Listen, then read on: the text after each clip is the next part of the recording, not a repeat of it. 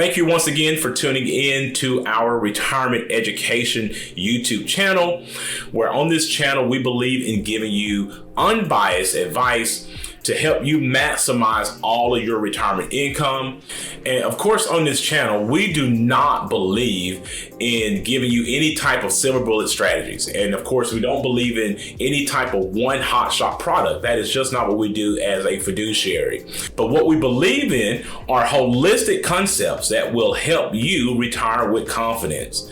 And so today we are going to continue our series, part 2 of our series, on how to help you build a successful retirement plan. And so if you don't have a really good retirement plan, Andrea, your savings effort could just be in vain. So we want to make sure that we can help you stay on track. So make sure that you stay locked into this channel as we continue to give you ideas and concepts that will give you the ability to actually have a really good, strong retirement plan. Hi, my name is Carson Graves, President and CEO of the Retirement Education Center. And my name is Andrea Graves, Director of Operations at the Retirement Education Center. We want to thank you for tuning in to our Retirement Education Concepts videos. These videos were created to help to make the difficult and confusing retirement process simple. Yes, because there's so many retirement strategies out there. There's so many retirement concepts, and of course, there's so many retirement products. It can really be difficult for consumers to consume it all. That is why we're so fortunate that we work with a team of expert financial advisors who can provide us a roadmap, a financial roadmap, that will let our clients know when, where, and how they can reach their retirement goals. For additional concepts on how to maximize your retirement, please subscribe to our YouTube channel and hit the notification bell to be notified when we upload new videos. Carson, you have 3 more important building blocks to building a successful retirement plan to give us today. So you do make it easy, but do you think people should go on it on their own doing this? Andrea, no matter how many videos we do and how many instructions that we give, you should always seek professional advice in order to do this. You should not go at it on your own. Not something this important, because if you make a mistake or you don't do something correctly, the mistake is going to be permanent, and it can be very, very costly. I always equate this when I am talking to clients, and I always ask them, now, if you had a major health issue, you're not going to do that operation on your own. You're not going to even attempt to do that. Heck, we don't even like to change our own flat tire.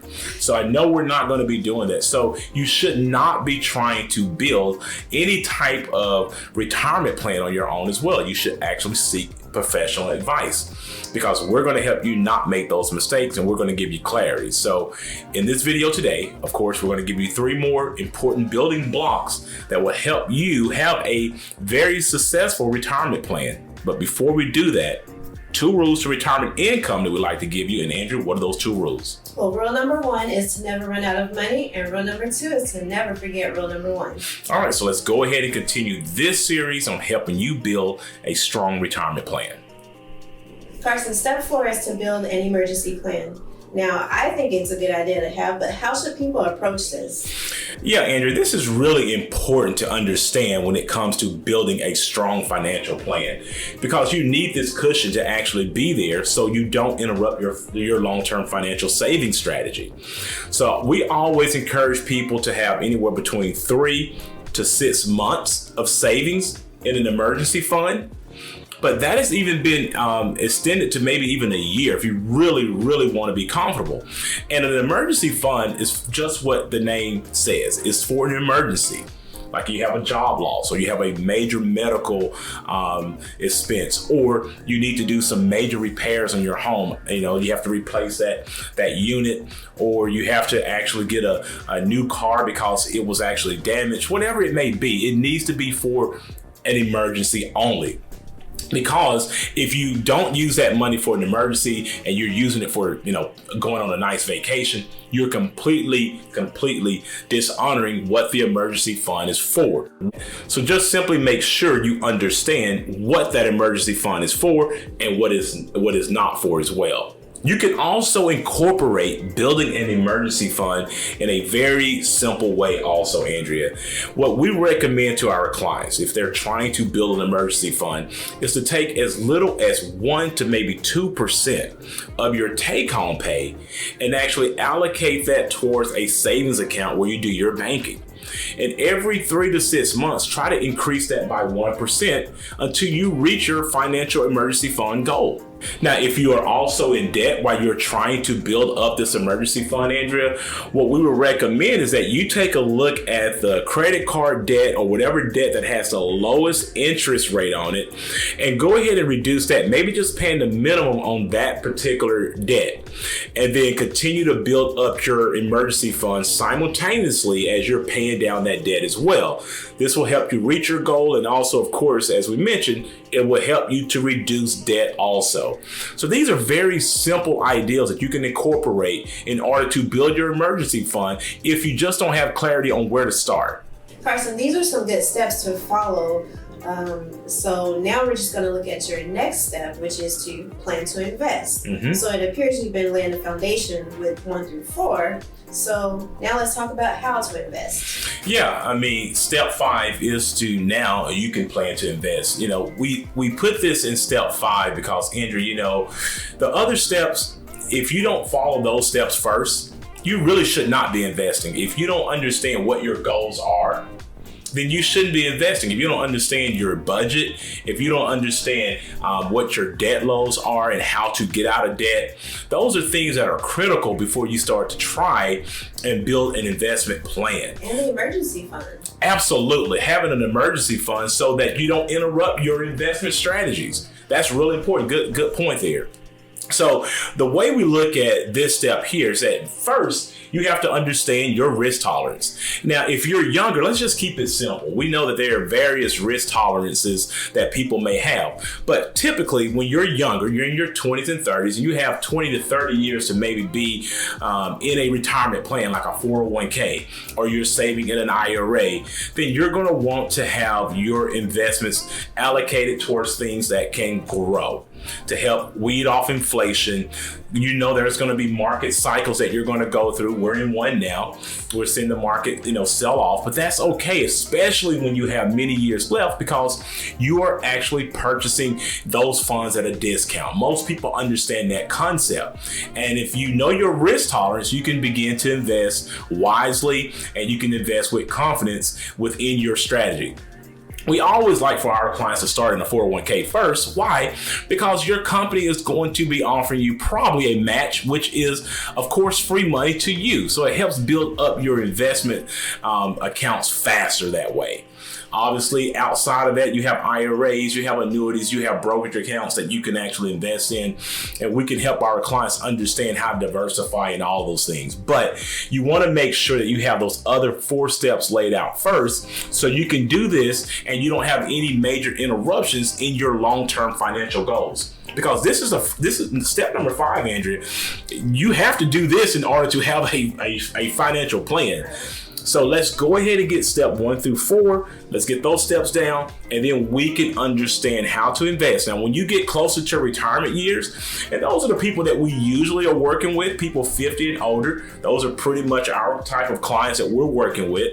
But when you get closer to your retirement years, then you're going to want to de-risk that portfolio. You're going to want to get more conservative. You don't want to be in things that grow. You now want to start shifting your ideology about investing towards things that are going to be more protection oriented, things that are going to now protect those dollars and provide you the income without any major interruptions in the stock market. Because at that point in time, there can be a critical occurrence that you don't want to have happen and have you maybe in a position that you have to now compromise. Do I have to work a little longer, or do I have to make sure that I work while I'm retired? You don't want to have any compromising situations in this when you're actually getting ready to retire. So building a strong retirement plan and understanding how to allocate your investment goals is going to be important in step number 5. All right, Carson, step 6, and I hear you talk about it often, is to diversify your savings. Can you speak more about that? Yeah, when we talk about diversifying your retirement savings, we're not talking about always just having stocks, bonds, and mutual funds, small caps, large caps. I know those things, that's a form of diversification. But what we're really talking about, Andrea, is having different asset classes, different asset types. So yeah, you may have equities, but you may need to also have life insurance. You may look at real estate. You may look at gold. The goal of actually having diversified asset classes is to have uncorrelated responses in those asset classes. What uncorrelated responses mean is usually when one asset class is up, the other asset class may be down, and vice versa. They're not moving in tandem. That's really important in order for you not to suffer major financial losses during your investment years. So we want to encourage our clients, we encourage anyone that we're working with, we can't just look at having a diversified equity portfolio.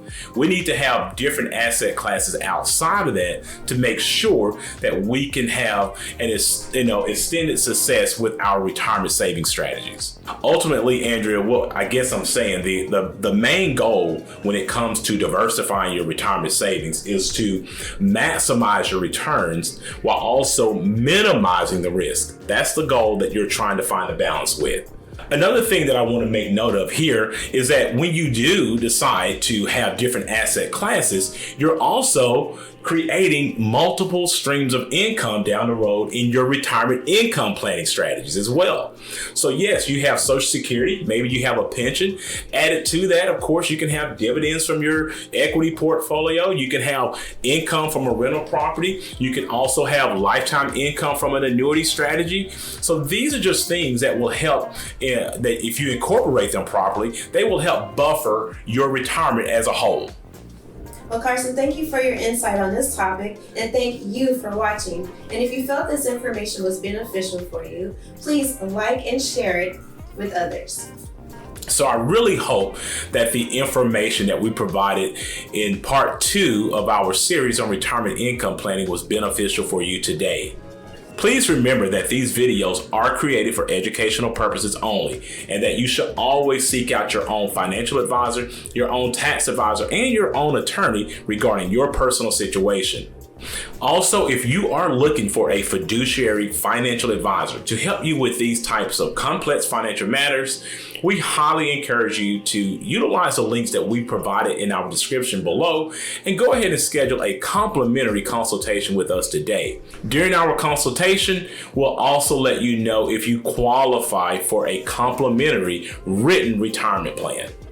For more information about this topic or any of the other topics that we've shared in our other videos, please feel free to reach out to our office or leave any questions or comments in the section below.